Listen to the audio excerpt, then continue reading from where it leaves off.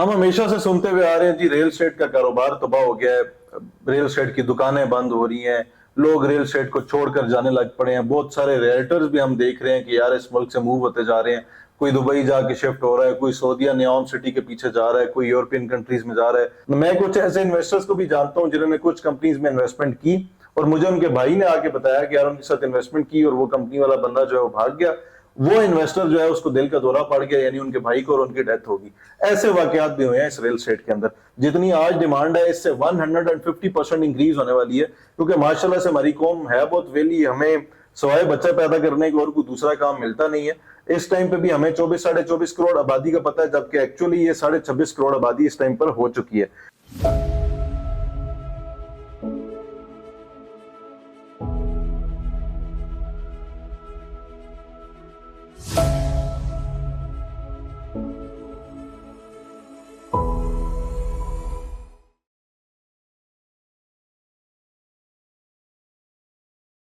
बिस्मिल्लाहिर्रहमानिर्रहीम, अस्सलाम वालेकुम। मैं वैसे रुमान और आप देख रहे हैं मुझे यूट्यूब और फेसबुक पर।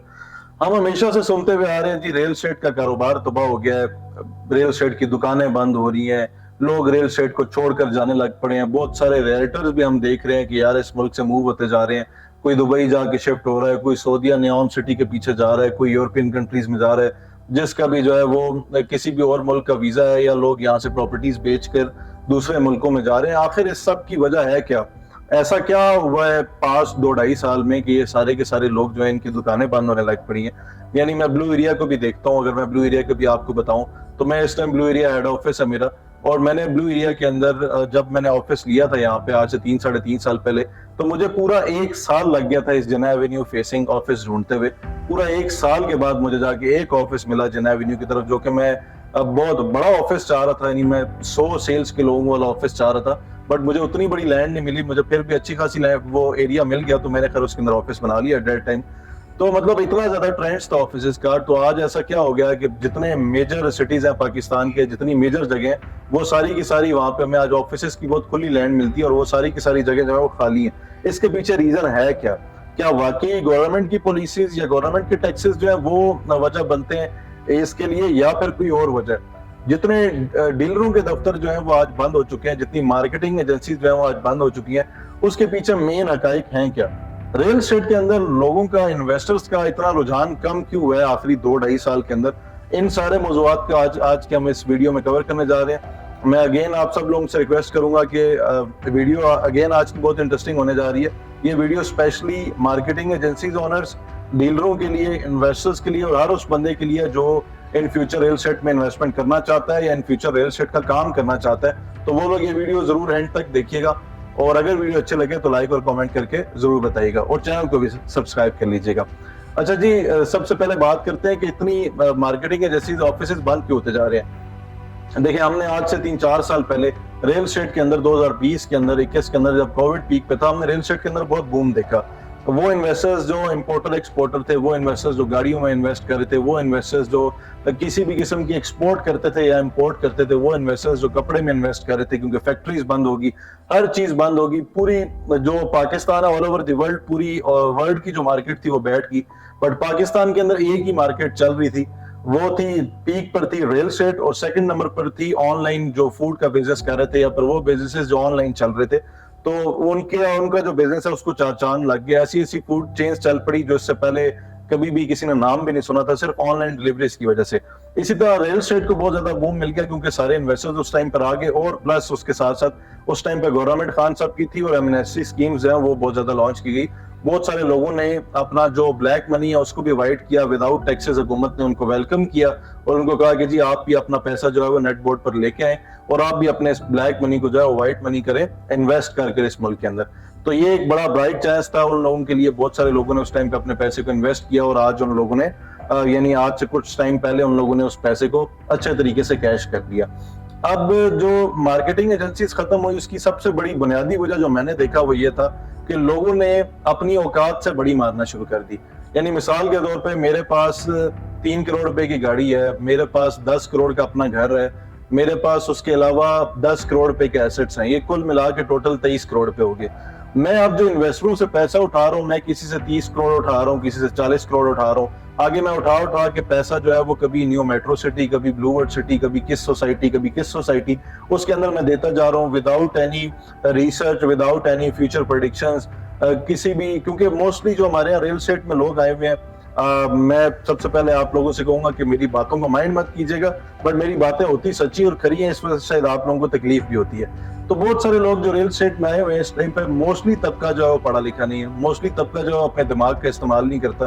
फिर हमारे मुल्क में भेड़ चाल बहुत ज्यादा है। आप देखते होंगे कि आज से पहले यूके का ट्रेंड आ गया, पूरा मुल्क यूके में स्टडी वीजा लगवाने शुरू हो गया। फिर ऑस्ट्रेलिया का ट्रेंड आया, पूरा मुल्क ऑस्ट्रेलिया की तरफ रुख कर लिया। इसी तरह रियल एस्टेट का बूम आया तो पूरा जो किराने की दुकान वाला बंदा है उसने भी रियल एस्टेट में काम शुरू कर दिया, नाई बंदे ने भी रियल एस्टेट की दुकान जो है वो खोल ली, हर तरह के रंग बिरंगे बंदे ने रियल एस्टेट का काम शुरू कर दिया। वो लोग जो पढ़ा लिखा तबका था, वो लोग जो जिनकी एक रिसर्च थी, वो लोग जिनका एक पास्ट एक्सपीरियंस था, वो लोग जो रियल एस्टेट को एक पैशनेट होकर काम करना चाह रहे थे, उन लोगों को भी ऐसे लोगों के उस गंद ने दबा लगवा दिया है जो कि नौसरबाज थे, जो कि थोड़े टाइम के लिए आए थे, जो कि सिर्फ उस हवा को कैश करने जा रहे थे, जो कि वो शॉपर थे जो हर आंधी में उड़ते ही उड़ते हैं। तो वो शॉपर जो है वो सिर्फ वही आज के दौर में मार्केट से हटे हैं। जो जेन्युइन लोग हैं वो आज भी मार्केट में काम कर रहे हैं और जेन्युइन बायर आज भी मार्केट में है। उसकी रीजन ये है कि रियल एस्टेट की डिमांड आने वाले टाइम में भी कभी भी खत्म नहीं हो सकती, क्योंकि हर बंदे ने घर लेना ही लेना है। जो भी इस मुल्क में रहता है, जो ओवरसीज है, उसने भी इस मुल्क में घर अपना जरूर लेना है, क्योंकि उसको भी पता है अल्टीमेटली आके मैंने इस मुल्क में ही वापस आना है। तो उसको भी अपने लिए घर चाहिए, हर ओवरसीज इन्वेस्टर को भी। फिर इस मुल्क में जो बाशिंदे रहते हैं, जो लोग रहते हैं, देखिए हमारे पास, हमें अपने मुश्किल टाइम के लिए कुछ ना कुछ एसेट्स जरूर बनाने होते हैं। तो एसेट्स अगर सेफ हम किसी शक्ल में बना पाते हैं, किसी फाइनल प्रोडक्ट की शक्ल में, अगर वो सोसाइटी ठीक हो, सोसाइटी खानदानी हो, बेचने वाला बंदा खानदानी हो, रिलायबल हो, तो वो आपको कभी भी गलत मशवरा नहीं देगा। तो आपकी वो इन्वेस्टमेंट जब सेफ जगह पे इन्वेस्ट होती है, रिलायबल जगह पे इन्वेस्ट होती है, वो जगह, वो डेवलपर जो बनाने वाले हैं, जिनकी पास्ट प्रोफाइल है, वो इन्वेस्टमेंट आपकी कभी भी डूबती नहीं है। जब भी आप इन शॉपरी डीलरों की कहने की वजह से इन्वेस्टमेंट करते हैं, मैं आप लोगों से भी, सबसे इन्वेस्टर से भी रिक्वेस्ट करूंगा कि खुदारा आप लोग जब इन्वेस्टमेंट करते हैं, आप 1 करोड़ रुपया लगा रहे हैं मिसाल के तौर पे किसी बंदे के कहने पे, पहले उसकी इन्वेस्टमेंट उससे पूछ लें, उसकी वर्थ देख लें, उसका ऑफिस देख लें, उसकी टीम देख लें, उसकी रेप्यूट देख लें मार्केट में, तो उसको लोग किन लफ्जों में जानते हैं, कैसे जानते हैं, उसका ऑफिस कैसा है, उसके यहाँ लोग कितने काम कर रहे हैं, कितना बड़ा ऑफिस में वो बंदा बैठा हुआ है, उसकी अपनी डेजिग्नेशन क्या है, उसका अपना पास्ट प्रोफाइल क्या है, एक्सपीरियंस क्या है, क्या वो खुद भी डेवलपर है नहीं है, वो खुद भी कुछ बनाता है नहीं बनाता, खुद भी बेचता है तो कौन कौन से प्रोजेक्ट्स बेचता है, उससे आप उसका अंदाजा करके उसके साथ काम किया करें। आप लोगों की भी गलती यह है कि आप लोग अपना थोड़े से डिस्काउंट के पीछे थोड़े से पैसे बचाते हैं और एक ऐसे डीलर या ऐसे बंदे के साथ काम शुरू कर देते हैं, फिर इन फ्यूचर आप लोगों को भी नुकसान होता है और वो जो डीलर है उसने वैसे ही भागना है, क्योंकि वो इस माइंडसेट से आया हुआ है कि उसने यहाँ से पैसा जोड़ना है, उन 2 नंबर डेवलपरों की तरह कि मैंने पैसा जोड़ना और मैंने फौरन मुल्क से रफू चक्कर हो जाना है। फिर आप लोगों का भी इन फ्यूचर जो है रियल एस्टेट से दिल उठ जाता है। एक बंदे को ऐसी डैस लगी हो, वो क्योंकि हमारे यहाँ वर्ड ऑफ माउथ की मार्केटिंग वैसी बड़ी कॉमन है, तो ऑफकोर्स वो आगे 40 और लोगों को भी बताएगा कि यार पाकिस्तान के अंदर इन्वेस्टमेंट ना करो, मैंने ऐसे इन्वेस्टमेंट की थी, वो डीलर पैसे लेके भाग गया, मैंने ऐसे इन्वेस्टमेंट की थी इस सोसाइटी में, वो सोसाइटी 2 नंबर निकल आई। तो जनाब आप खुद भी रिसर्च करें, आप खुद उसको डिफरेंट लोगों से मशवरा करें, आप खुद उसकी थोड़ी सी जो है वो पास्ट प्रोफाइल पढ़े उस डेवलपर की, उस सोसाइटी को देखें कि उससे पहले उसने क्या कुछ डिलीवर किया, फिर उस पर ट्रस्ट करके आप लोग इन्वेस्टमेंट करें। तो अभी तक बहुत बड़ी रीजन जो मैंने देखी वो ये थी कि लोग अपने से बड़ी मार जाते हैं, जो मार्केटिंग एजेंसीज और डीलर्स हैं, अपनी औकात के मुताबिक, चादर के मुताबिक वो लोग पाँव नहीं फैलाते, इस वजह से ये सारे मसले मसाइल होते हैं। दूसरा ये है, स्पेशली हमसे मुराद है कि real estate agencies, real estate companies के जो ऑनर्स हैं, वो डीलर्स, हमारे पास क्योंकि इजी मनी आता है, जल्दी पैसा ज्यादा आ जाता है, तो हम लोग ना बहुत औकात से बहुत बड़ी बड़ी मारने लग पड़ते हैं। जब भी आप लोग औकात से बड़ी मारेंगे तो आपको पता होना चाहिए कि हर अरूज को जवाल लाजमी है, तो वो जवाल जरूर आता है। तो हमेशा अपने माइंड को, अपने जो अपनी कैपेसिटी होती है उसको हमेशा देख कर जो है वो स्टेप लिया करें।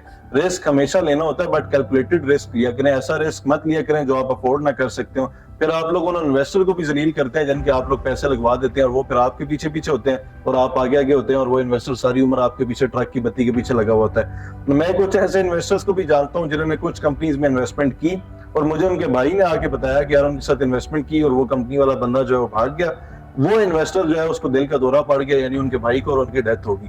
ऐसे वाकयात भी हुए हैं इस रियल एस्टेट के अंदर।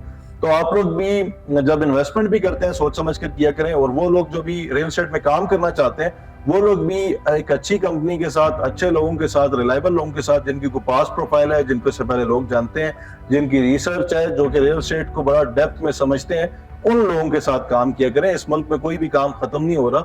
उसकी रीजन ये है कि हमारी जो प्रोडक्ट है वो नीड के अकॉर्डिंगली है। हमारा काम 365 डेज है, हमारा काम आने वाले टाइम में भी कभी भी खत्म नहीं हो सकता।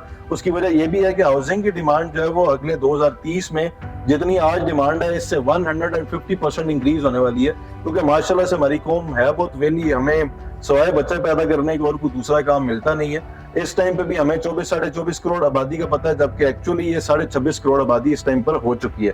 तो ये आबादी इन फ्यूचर भी बढ़ती जाएगी, तो हर इंसान को घर चाहिए रहने के लिए, छत चाहिए। वो छत जो है वो उसको सिर्फ और सिर्फ रियल एस्टेट कंपनीज और एजेंट्स के थ्रू ही मिलेगी। तो ये काम कभी भी खत्म होने वाला नहीं है। तो वो लोग जो मायूस थे, तो मायूसी कुफ्र है, वैसी मेहनत करें, जान लगाएं, लीगल सोसाइटीज को बेचें, अच्छी सोसाइटीज को बेचें, अच्छे डेवलपर्स के साथ काम करें, जो इन्वेस्टर्स हैं वो अच्छी कंपनीज के साथ काम करें, जो इन्वेस्टर्स हैं, जो एंड यूजर्स हैं वो अच्छे लोगों से परचेजिंग करें, जहां से आपको आफ्टर सेल सर्विसेज भी मिल सके, तो आपकी किसी भी किस्म की इन्वेस्टमेंट डेड नहीं होगी। आज तक के लिए इतनी। जनाब, जज़ाकल्लाह खैर, फी अमान अल्लाह, अपना ख्याल रखिए। अल्लाह हाफिज।